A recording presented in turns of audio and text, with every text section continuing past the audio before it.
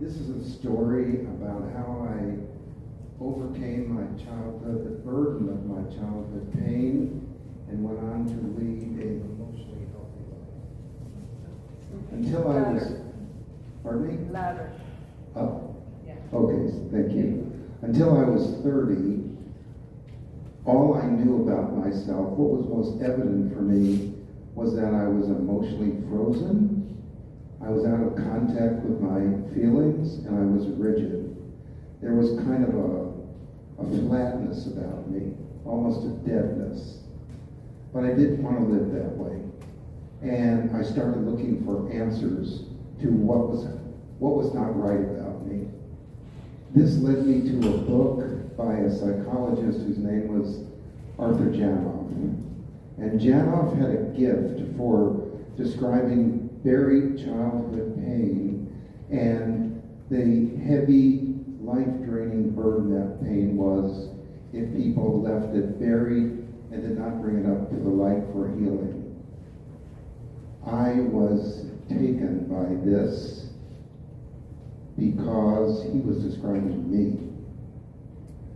Maybe several months after finding this book, I took a road trip to the Midwest, where I visited my mother and father.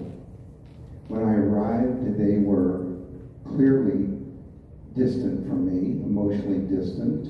They were not particularly warm or welcoming.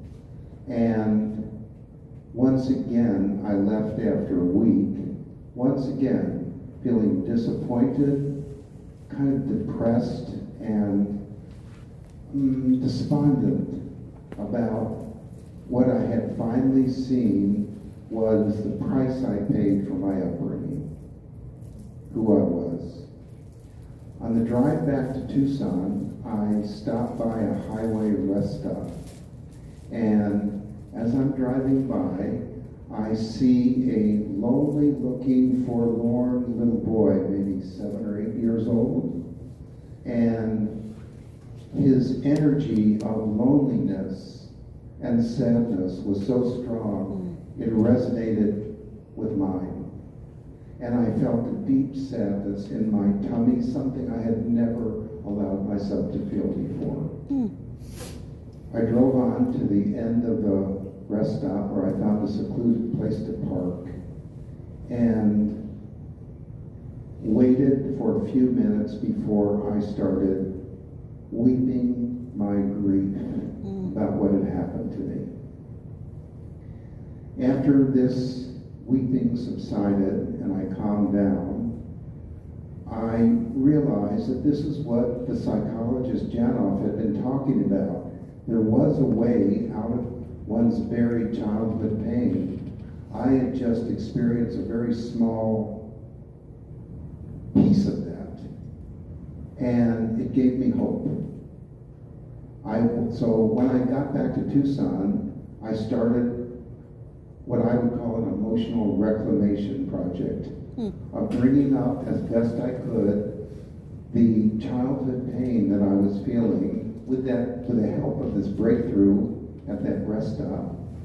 And this went on really successfully for maybe a couple of months. After a couple of months, I reached a stuck point. What my process was so intense and my overwhelm was so great, I knew I needed help. I could not move any further in this process by myself. So I remembered that Janoff's book was edited by a woman named Anne Farnell, who had also been through primal therapy with him. And now she was running her own primal group in Ann Arbor, Michigan. I found her contact information. I got her on the phone. She was warm and welcoming. Most important, she told me there was a place for me in her primal therapy group in Ann Arbor.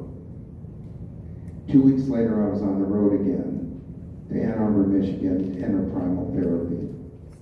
When I got there, I found that the home for the primal group was a previously dilapidated but now converted old warehouse with carpeting on the floor, soundproofing on the walls because of all the sounds that came out of people who were releasing, and plenty of distance in the corners of this large space for people to have ample room from each other so they could feel like they were alone, could wrap themselves in the blankets that they made available to us, and start their process. Anne herself would move around from person to person, checking in with them, seeing how they were doing, what they needed, and how they might find a way into their internal process to reach their childhood pain and bring it up to the light of day. I was there about 2 weeks before Anne noticed some unusual movements as I'm lying on the carpet. These were kind of unfolding movements, stretching movements, and moving into a fetal position. She immediately recognized this as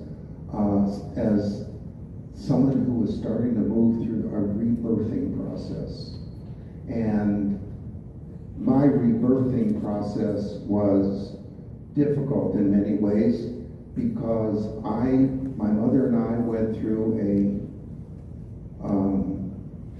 difficult 24-hour arduous birth before I was actually born.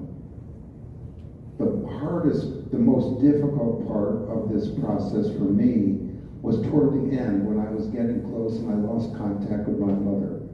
I just couldn't find her anywhere. And as I later learned, her pain was so great, she was given a spinal epidural and she was completely numbed out. And that was probably the reason she was absent. I could find her no longer. I got through that process little by little. As much as my body could open up at any one time, it took about a month. I was in primal for about a year before I was ready to go home and on my own, with some confidence, tackle whatever remnants might come up that I had not found when I was in the primal group. When I got home, I was startled because of the transformation that had happened. My body was no longer flat. There was an aliveness in me. There was a zest. There was a spark for life I had never known before. It was a deeply satisfying way of being. While I was in primal, I wrote a poem about my birthing experience, my rebirthing experience. I'd like to recite that poem to you today as a way to end this story. Here it is. Coming down your life lane, Mama. Death knows I'm in a fight. I need your help in pushing, Mama. Got to be clear, reach open light. Where life abides, there's suffering. It's as plain as day to see. Muscles, tissues, guts all throbbing together to drive me free. Though tides come close to shore, seems I'm losing kick and stroke.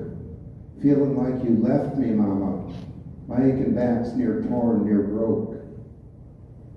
Leaving your warm shelter now, struggling life and hurting. Will it be with me a lifetime, Mama? This pain so real, so certain. Feels cold and rough and hard, dear Mama, since from your niche I'm shorn. My longest quest, my toughest fight, oh Mama, just being born. Thank you.